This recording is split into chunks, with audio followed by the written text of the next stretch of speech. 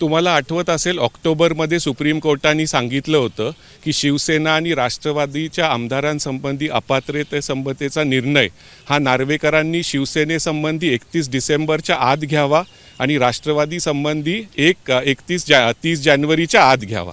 तर आता असं झालेलं आहे की राहुल नार्वेकरांनी फक्त शिवसेनेसंबंधीची जी याचिका आहे सुनील प्रभूंची त्याच्यावर त्यांनी एक इंटरिम ॲप्लिकेशन फाईल केलं आहे, कारण आज कोर्टाचा शेवटचा वर्किंग डे, उद्यापासून 1 तारखेपर्यंत कोर्टाला सुट्ट्या आहेत।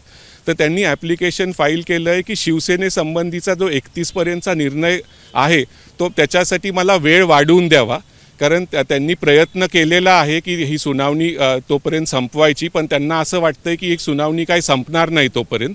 तर त्यांनी आज 13 तारखेला हे मेन्शन केलं आणि आज ते लिस्ट झालं आहे चीफ जस्टिसांसमोर 29 नंबर।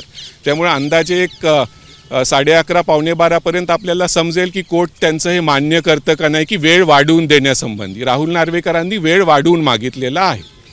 जर शिवसेनेला वेळ वाढून मिळाला तर राष्ट्रवादी काँग्रेसला देखील वेळ वाढून द्यावा लागणार आहे का? नाही, बघा आता आज फक्त मॅटर त्यांनी इंटरिम ॲप्लिकेशन जे फाईल केलं आहे ते शिवसेनेसंबंधित सुनील प्रभूंच्या मॅटर, जरी दोन्ही मॅटर एकत्र टॅग्ड आहेत, दोन्ही मॅटर लिस्टमध्ये दाखवत आहेत, पण तरी फक्त त्यांनी 31 डिसेंबरची शिवसेनेसंबंधीची वेळ आहे अपात्रतेबद्दल निर्णय देण्याची, त्याच्याबद्दलच त्यांनी वेळ वाढवून मागितलेला आहे। राष्ट्रवादी संबंधी त्यांनी अजून काय ॲप्लिकेशन टाकलेलं नाही आहे आणि राष्ट्रवादीसाठी नाहीतरी 30 जानेवारीचा वेळ आहेच।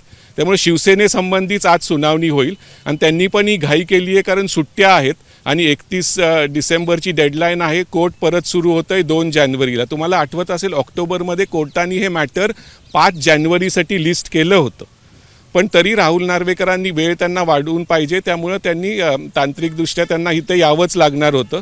तर वेळ वाढवण्यासाठी म्हणजे आज जर त्यांनी मान्य केलं कोर्टाने तर परत मग शिवसेनेसंबंधीचं वेळ वाढवून जर दिला कोर्टाने तर वेळ परत लागू शकतो, किंवा आज त्यांना कोर्ट म्हणूही शकतं की ह्या तारखेपर्यंत तुम्ही हे पूर्ण कराच। तर आता कोर्ट काय म्हणेल हे आपल्याला एक अर्ध्या पाऊण तासात समजेलच। पिटिशनच्या संदर्भात निर्णय अपेक्षित आहे। संजय किशन कौल हे जे न्यायाधीश आहे या सगळ्या प्रकरणामध्ये ते 25 डिसेंबरला निवृत्त होत आहे, त्यामुळे अशी चर्चा आहे की आज या सगळ्या संदर्भात सुनावणी होणार की नाही, की प्रकरण फेटाळलं जाणार या संदर्भात। बघा, क्युरेटिव्ह पिटिशन ही 6 डिसेंबरला चेंबरमध्ये लिस्ट केली जाते, फक्त जजेस असतात, वकील पक्षकार कोणीही नसतं।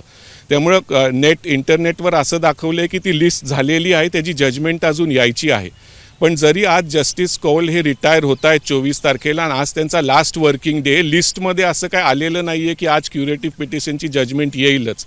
तर क्युरेटिव्ह पिटिशनबद्दलची जजमेंट ही 6 तारखेला संध्याकाळपासून ते आजपर्यंत किंवा नंतरही येऊ शकते। मला नाही वाटत जस्टिस कौल रिटायर होणार आहेत। हे काय मोठं म्हणजे मेन मॅटर नाही आहे ज्याच्यात आर्ग्युमेंट झालेले आहेत। हे क्युरेटिव्ह पिटिशन आहेत ज्याच्यात 3 सिनियर मोस्ट जजेस बसतात आणि मागच्या मॅटरमध्ये रिव्ह्यूमध्ये असलेले काही जज बसतात। त्यामुळे रिव्ह्यूमध्ये जस्टिस गवई आणि जस्टिस खन्ना होतेच, त्याच्यात आता जस्टिस कौल आणि जस्टिस चंद्रचूड सिनियर मोस्ट असल्यामुळे ते होते। त्यामुळे आज येईल का नाही ह्याच्यात सांगता येत नाही, शुअर शॉट नाही। आज संध्याकाळी जर आली जजमेंट 7 वाजेपर्यंत तर येईल, नाही तर मग परत त्याच्यासाठी आपल्याला पुढच्या वर्षीपर्यंत वाट बघावी लागेल क्युरेटिव्हच्या जजमेंटसाठी। एबीपी माझा, उघडा डोळे बघा नीट।